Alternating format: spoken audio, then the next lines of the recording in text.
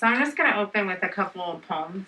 The first one's from April of 2010. So I kind of made the dates on purpose to kind of give you a timeline of when stuff like this happens, how long it will affect you, which is like forever. So, not where I can rest. It is hard to sleep, for in my sleep is where my worst invades. Sleep is not where I rest. Sleep is where my heart races, waking me from my past I long to forget. My past flashes through my mind, proclaiming where my dreams should be. Like a thief in the night, leaving me in fight or flight, in place of where my dreams. I must contend with my past, civil and rest. No, sleep is not where I can rest. So I'm just going to open with a hello and happy holidays to everybody. I'm sure it's like, close to Christmas. And thanks for coming. And take a moment to thank Jeff and everybody who's partaked in the film and today's events. And the cute little guy up there. And thank you guys for having me here to speak. I wanted to speak on the unspoken side of affection and sexual abuse. While I was lucky enough not to lose my life or suffer being live streamed on any cameras or dark web, I am 35 years old and I'm still healing and contending with triggers that are the after effects of the adversity and trauma. Luckily, when I was molested and raped, there were no devices or cameras to record or live stream. What I can attest to is coming from a broken home, and in my case, my mother had passed at the age of 17, a month after she had me, and my grandmother took me from my father and my mother's services. I was raised to believe that my mother was my grandmother, and that my father was a drunk and abusive who didn't want me. My grandmother left me unattended often around many strangers as a very young girl.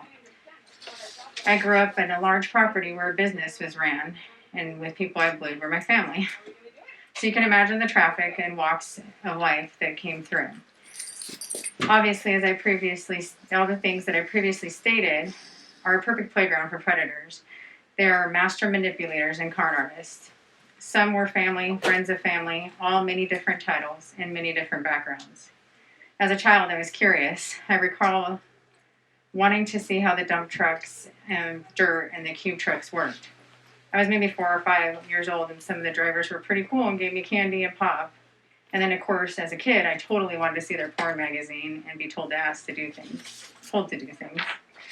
Not really.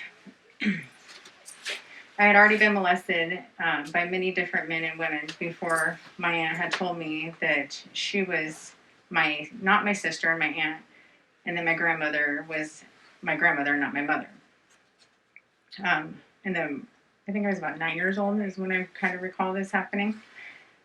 After that, my aunt had moved out, and many more things began to happen with friends and family, their cousins, sometimes children, teens, employees, hired hands, customers from all over, and even family members.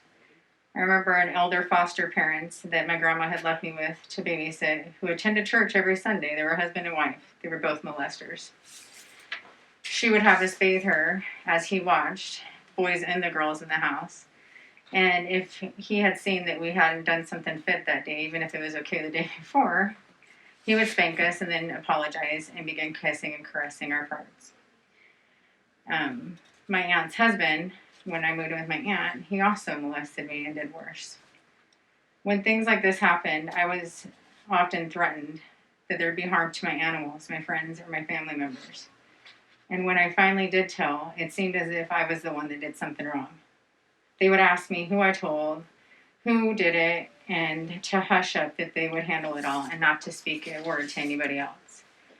It never seemed to me that the abusers were in trouble. No officers came. I never heard anybody get in any fights or yelling. And I hate to say it, but it almost became normal to me. It seemed that that's just what the kids were there for.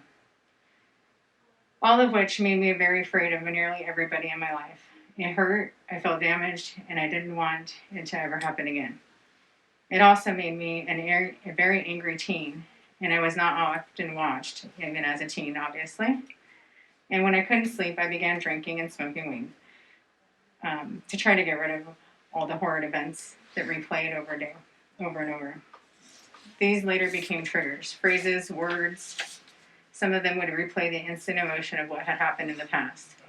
I went on when I was 15 and went out with one of my girlfriends one night and got totally wasted. And I thought she was safe, and she was, but the 2 boys that she invited weren't. I went and I tried to puke, and I got slammed on the hood of the car. I got in a few fights after that, went to juvenile hall. I stopped telling people what happened. I didn't know how to let it go. After living through all these horrible truths and seeing the worst of humans, male and female, in all backgrounds and all walks of life, believe me when I say my title and being nice doesn't buy morals. I'm a parent, and I'm a parent to 3 girls. I'm a very nosy and annoying parent. I'm very protective. My children's safety doesn't end where their feelings get hurt when I say no. I will take them to places, but most of the time, I don't let them stay the night anywhere. They don't like it. I've gotten a little bit better. But I will take them being upset with me until they're adults rather than having a traumatized adult. Believe me when I say it's worth it. It takes years to recover. These triggers have affected my entire life and every relationship.